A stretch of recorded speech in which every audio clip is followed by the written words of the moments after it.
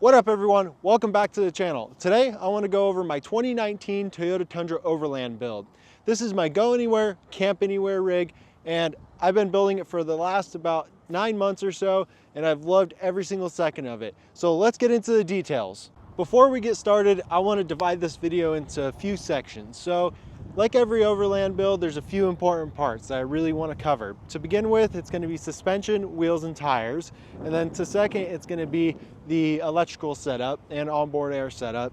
And then it's going to be my camping setup, so rooftop, the camper shell. Alrighty, so jumping into the suspension, we got Icon 2.5 coilovers up front with some Raptor series upper control arms. So this has been a great setup for me. It's gotten me everywhere I need to go. It does go fast, it does rock crawling really good. I have zero complaints. Up in the rear, we have some 2.5 Icons as well. They are piggybacks with adjusters. I've had zero complaints about this setup for the setup.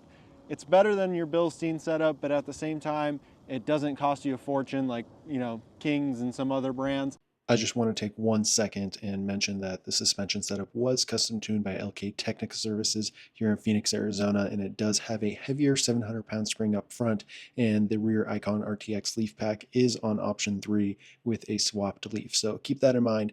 My setup is going to ride a little bit different than something you would buy straight out of the box for your truck. Quickly touching base on the wheel and tire setup and what it took to clear them, I started with a set of Method MR321s in a machined finish and zero offset. I wrapped them in a set of 315/70/17 BFG KM3s, and then for clearance, I did go ahead and do a body mount chop to help with the clearance issues towards the cab.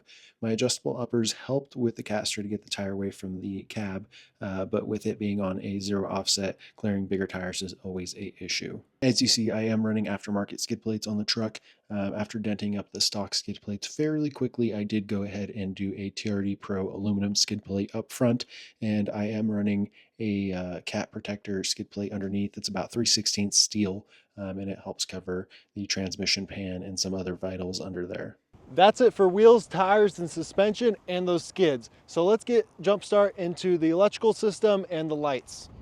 Coming in under the hood here, we have a beautiful 5.7 liter Toyota V8. This thing is fabulous, have zero complaints, had 60,000 trouble-free miles so far. But jumping into the fun stuff here, we have my electrical setup.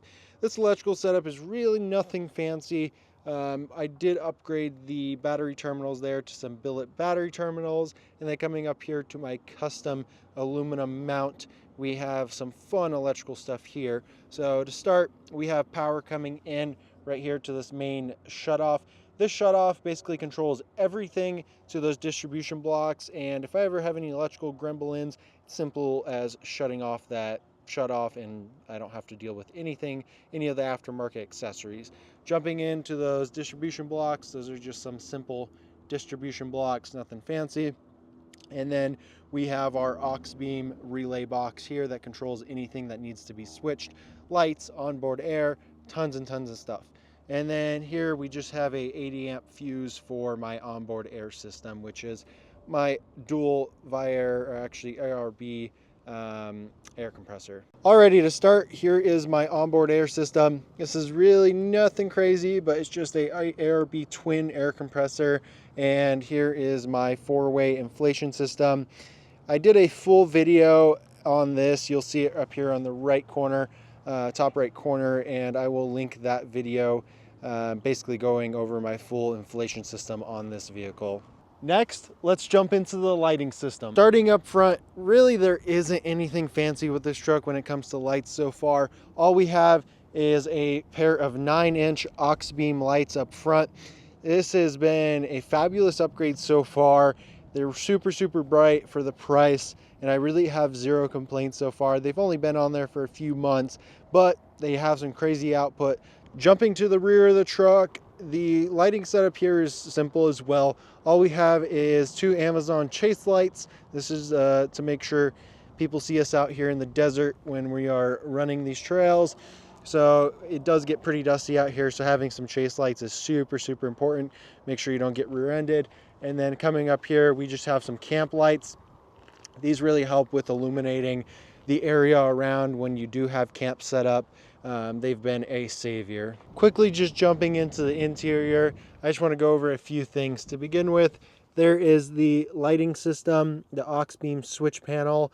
That's where all my lights are controlled from, as well as the onboard air on and off. It all comes out from that switch, and that is linked directly into that switch panel on the under the hood. So other items I have in this truck will be the mount system right here. This is just a generic Amazon branded dash mount. It's been really good. I only had it on here for a few weeks now, but I really have zero complaints with it. And then up here we do have a scan gauge. This is a scan gauge 3. It is a fabulous system. Monitors trans temps at the torque converter as well as the pan, and it's really been nice to keep an eye on the transmission temps on this truck. Now that we're done with all of that, let's jump into the rear of the truck. It's probably my favorite. Starting with the top, we have a Go Fast Campers rooftop tent. This has been a great upgrade, honestly. It's super light, it's easy to take on and off, and I really have no complaints. If you come up here, we have a quick release mount. I fabricated these when I first got the tent, and my plan was to remove this tent off and on the truck every once in a while when I know I'm not going to go camping in a while. But honestly, I've had it on here for 9 months and have not taken this tent off once. It's really simple. It just uses some quick release mounts. So you simply just pull these and it's just a locking pin on the back side. But like I said, it hasn't come off since I mounted it, and I really don't plan on taking off the rooftop tent very often.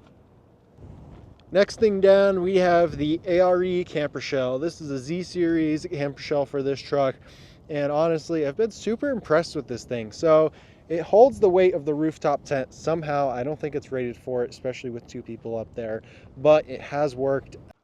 Jumping to the inside of the camper shell, we have another electrical system here, and we have a 6-gang switch panel right here. And this controls all my lights on the side of the truck, as well as a LED strip that I have on top of the camper shell window. And then we just have a cigarette lighter right there, 12-volt cigarette lighter, as well as some USB mounts right here for just powering iPhones, charging your phone, computer, whatever it is, camera equipment. And I custom built this mount. You can't buy this, but I recommend if you have somebody that's a little bit handy building something like this for your truck. I have really enjoyed that. And then jumping in over here, we have a Amazon diesel heater, and I'll show you how I mounted this to the camper shell. Hopefully it helps someone. I really got tired of this thing slopping around everywhere, and I finally found a solution for mounting that I really love. But you do see it is leaking some diesel, so that is a problem for another time. And then back here, if you do see that, right, that water jug, there is water in there. That is basically my temporary water system for now. I am planning to run a pump right here. You can see I do have a wire hanging off. It'll be switched off of here, and I'll just have a 12-volt pump that pumps water and just has a outlet here for it. So like I said, it's temporary, but it is solid mounted to the Toyota track system. And then in that Plano box, I just have my sleeping bag, a few blankets, and that stays in the truck full time. So I'm ready to go anytime. And then if you come into here on these deck drawer system cubbies, I do have some extra diesel here. These are spill proof little cans. They're like motorcycle cans, MSR fuel bottles. Really love these. I just keep some diesel in there and it keeps that thing plenty happy. On the other side, we just have some straps as well as some dog toys and dog leashes in here. All the necessities for traveling with dogs. Now we get into the best upgrade I have done with this truck, and it's going to be this decked system. So this deck system does hold my kitchen on my driver's side and my recovery gear on my passenger side. And I love how I set this up. Has everything I need in here, always ready to go. I am fortunate enough to not really need the truck as a work truck, so I really don't need a crazy amount of space, but I've been able to keep this full time in here. So like I said, I am ready to go almost any time to go hit some trails and go camp the night somewhere. I keep all kinds of stuff back here in the deck system, but most importantly, starting on the recovery side, we have a tool roll.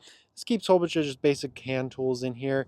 And then I do have my 12-volt conversion system for my diesel heater, and that just plugs into the cigarette lighter, so I can plug it into the diesel heater. And then I do have a kinetic rope here, my chair, my little camp chair. I do have a jack under here, just a bottle jack, just to change flat tire if needed, a axe for chopping some wood if need be. And then right here I have a Harbor Freight box for all my tools. I will show that more in depth, as well as another toolbox back there, all the way in the back, that has some more tools in it. Jumping into the best side of this deck system, the kitchen. So I really like to try to keep this as simple as possible. I do a lot of cooking out on the trail and at camp, so I do need a lot of stuff, but at the same time, I try to keep it simple to a certain point. I used to have a whole bunch of Plano boxes for my kitchen, and it was just too clunky. Carrying around those boxes for your kitchen just isn't super convenient. So this deck system really helped with organization. Just jumping into it quickly, I just have a skillet here, and then my 2-burner Coleman underneath, and just my cup for some hot chocolate, and then some paper towels, a few 1-pound propane bottles, and then right here is my my little storage container that has all my kitchen stuff in there, like all my seasonings, all my lighter, everything that I need to cook. Here's just a little bit of a demo of how I mounted the diesel heater into the Toyota rail system. So I simply just used a pin on the back side with a cotter pin on the front side, and I simply just pull the cotter pin and pull the diesel heater out, and then I simply just put it on the tire and run the tube up. I would like to mount the diesel heater in the back of the truck, but I do have my dogs back there overnight when I'm sleeping up in the rooftop tent, and obviously with the exhaust that doesn't work very well. And there it is. That's an overview of my 2019 Toyota Tundra Overland Build. I hope you enjoyed the video. If you have any questions about any specifics, something I didn't get into, feel free to drop a comment and I'll get back to you there. And stay tuned for some more content about this truck. If you're into overlanding, Toyotas, whatever it is, stick along, subscribe, and we'll make some more videos about this truck of future mods. There's more stuff to go into, how I set up my deck system. There's plenty more stuff to go into. So if you're into this kind of stuff, remember, subscribe, like, comment, and share this video, and I'll see you guys later.